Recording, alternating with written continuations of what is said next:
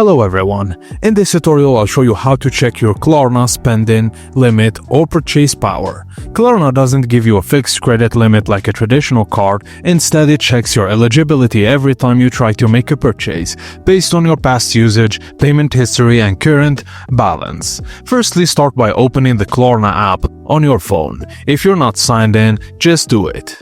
Now, once you're inside the app, tap the profile icon. This usually is located in the top left corner of the screen, and this section holds your account settings and financial overview.